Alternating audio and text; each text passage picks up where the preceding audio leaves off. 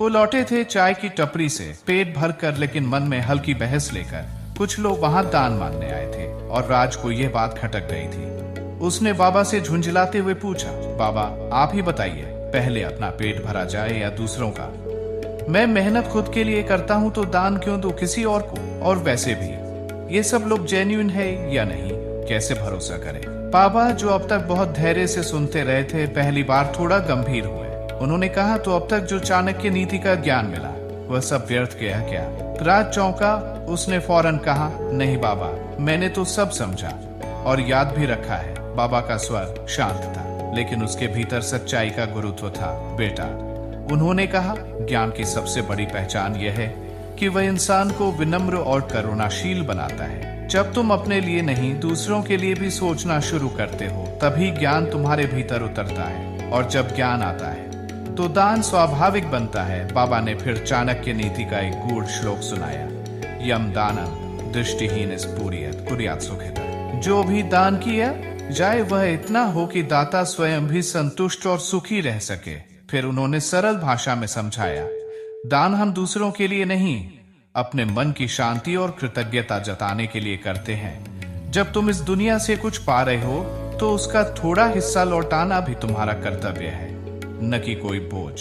उन्होंने आगे कहा, हम में से हर कोई इस दुनिया में किसी न किसी फॉर्म में एक दूसरे से जुड़ा हुआ है। तुम जो कमाते हो उससे किसी की दुकान चलती है, किसी का घर, लेकिन वह लेन देन होता है, दान नहीं।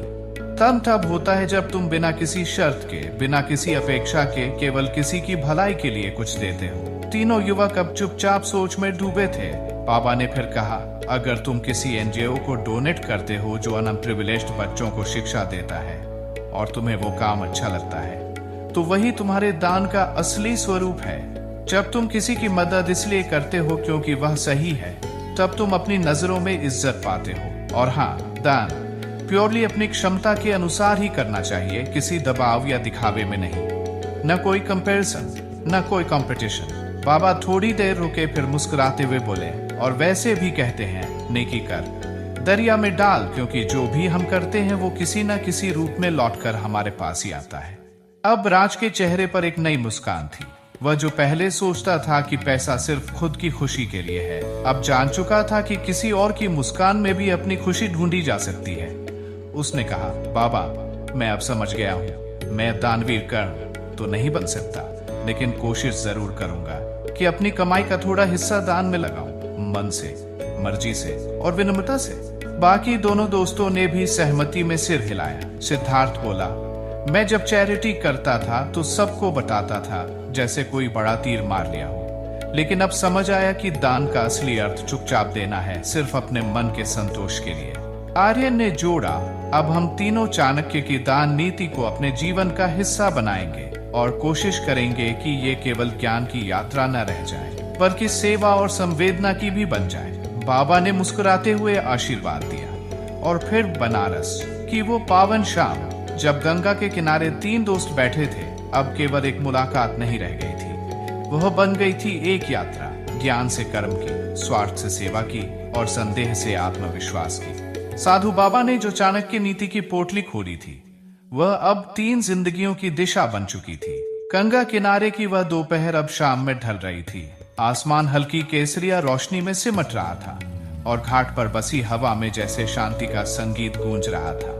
राज, सिद्धार्थ और आर्यन तीनों अपने भीतर एक गहरी संतुष्टि महसूस कर रहे थे। आज की यह यात्रा केवल एक सीख नहीं थी, यह एक आंतरिक परिवर्तन बन चुकी थी। वे अब चुपचाप बैठे थे, ठीक वैसे जैसे कोई विद्यार्थी परीक्षा से पहले अपना रिवीजन करता है। और फिर उन्होंने बाबा से कहा, बाबा, आज का दिन और ये ज्ञान कुछ ऐसा है जो पहले कभी नहीं महसूस किया, जैसे सब कुछ हमारे भीतर साफ साफ दिखने लगा हो। चाणक्य वाकई एक महान व्यक्ति थे, उनका ज्ञान जीवन को बदलने वाला है। बाबा ने यह सुनकर गहराई से मुस्कुराते हुए कहा, बिल्कुल बेटा, ये जगह और ये ज्ञान ही ऐसी चीजें हैं जो अच्छों को बदल देती हैं। और जब तुम तीनों इतना कुछ सीख ही चुके हो तो मैं तुम्हें चाणक्य की 5 अद्भुत नीतियां बोनस के रूप में देना चाहता हूँ। इसे मेरी तरफ से एक गिफ्ट मानो।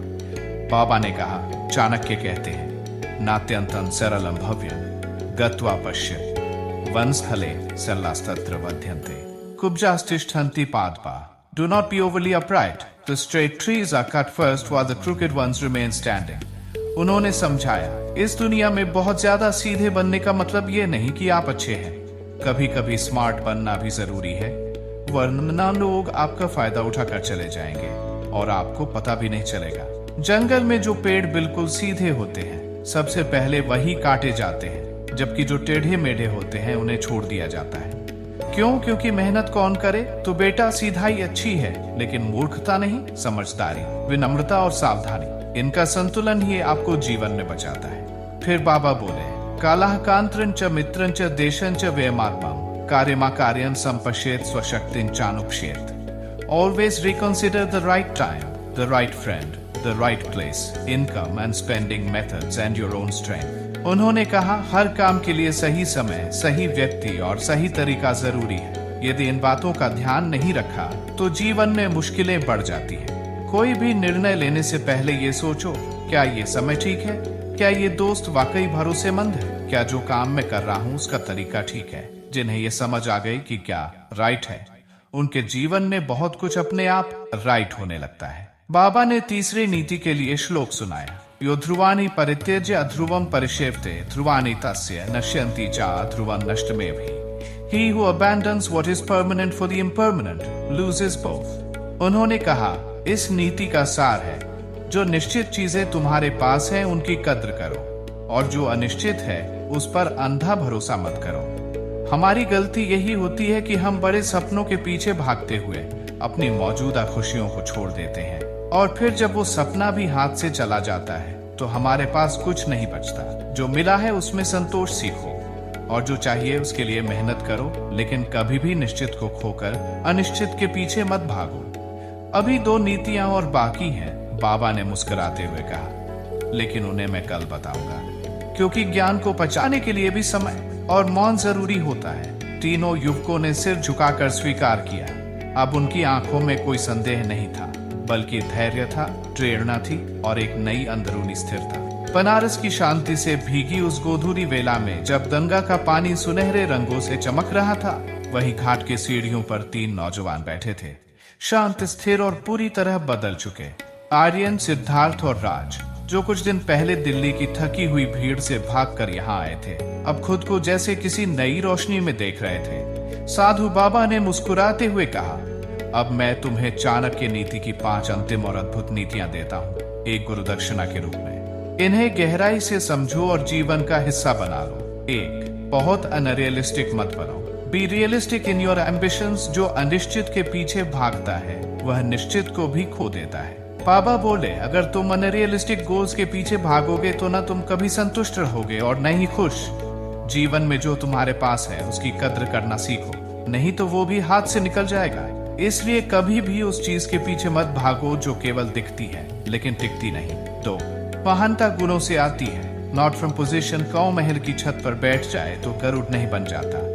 बाबा ने समझाया, महानता कभी पद, पैसा या ताकत से नहीं आती, बल्कि आदर्श सोच, अच्छे कर्म और नम्र व्यवहार से आती है। तुम्हारा व्यवहार ही तय करता है कि लोग तुम्हें सम्मान देंगे या सिर्फ सहन करेंगे। 3, सच्चे इंसान की पहचान, स्टेबिलिटी इन एडवर्सिटी। प्रलय में समुद्र भी मर्यादा भूल जाता है, लेकिन सज्जन व्यक्ति नहीं, बाबा बोले।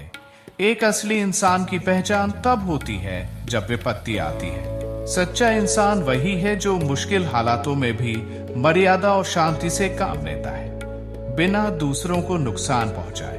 तुम क्या हो ये तुम्हारा व्यवहार तय करता है, न कि तुम्हारे शब्द। 4, ज्ञान से पहले विनम्रता। True wisdom brings humility. Raj ने भावुक होकर कहा, बाबा आज ये सारी बातें समझ आई।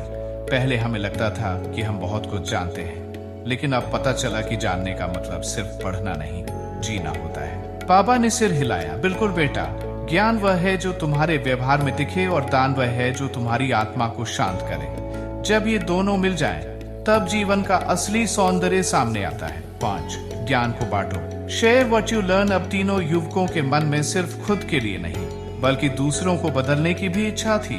बाबा बोले, जो ज्ञान मिला है उसे अपने तक सीमित मत रखना, उसे बांटो, सिखाओ, जियो।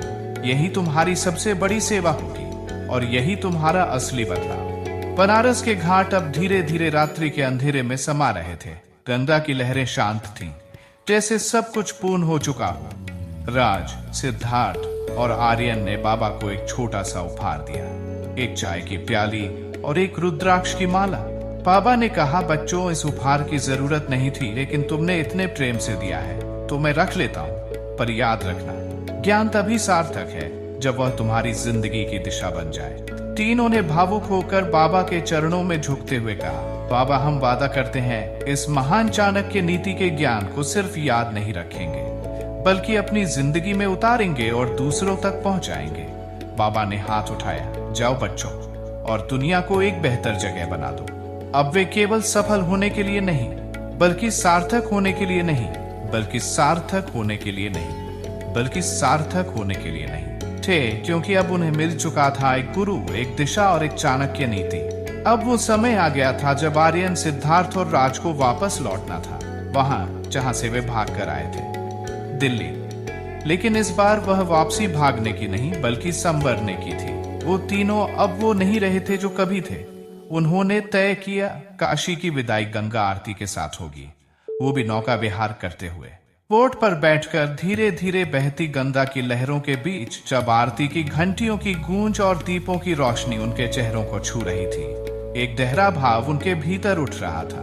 आर्यन बोला, यार, ये कितना अजीब मोमेंट है। एक तरफ सैडनेस है, दूसरी तरफ हैप्पीनेस। सिद्धार्थ ने कहा, जब आए थे तो खुद से भाग रहे थे, अब जा रहे हैं तो खुद को साथ लेकर जा रहे हैं, मजबूत होकर। राज ने जोड़ा, लोग कहते हैं काशी में लोग सवाल लेकर आते हैं और जवाब लेकर लौटते हैं, और हमारे साथ तो वही हुआ है। ट्रिप सक्सेसफुल है यार। उन्होंने दीपक जलाया और चुपचाप गंगा में बहा दिया, जैसे अपने भीतर की पुरानी उलझनों को प्रवाहित कर रहे हो। आर्यन मुस्कुराया, अब से मीम्स में नहीं, चाणक्य नीति के श्लोकों में घूमेंगे।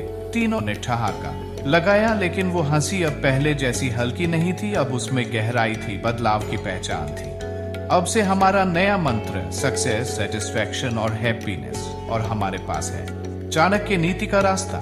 राज ने हंसते हुए कहा, अब तो स्मोक और ड्रिंक को हाथ भी नहीं लगाऊंगा।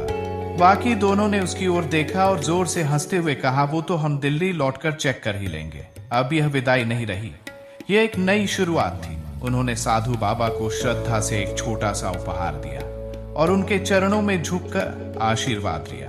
बाबा बोले, बच्चों, ये गिफ्ट जरूरी नहीं था, पर तुम्हारा भाव सबसे बड़ा है। पर एक वादा करो, इस ज्ञान को जीवन में उतारोगे और दूसरों तक भी पहुंचाओगे। तीनों ने एक स्वर में कहा, बाबा, ये ज्ञान अब केवल हमारा नहीं है, ये हमारा मिशन है। अब यह कहानी केवल 3 दोस्तों की नहीं रही, यह हर उस व्यक्ति की कहानी है जो खुद से सवाल करता है और जवाब तलाशता है, ज्ञान, कृतज्ञता और दिशा के साथ। चाणक्य नीति कोई पुराना ग्रंथ नहीं, यह एक जीवित मार्गदर्शक है जो हर युग, हर समय और हर इंसान के लिए उपयोगी है। अगर आप भी जीवन में कुछ बड़ा करना चाहते हैं, सच्ची खुशी, स्पष्ट सोच और संतुलन पाना चाहते हैं, तो चाणक्य नीति को सिर्फ पढ़िए मत, जी लीजिए।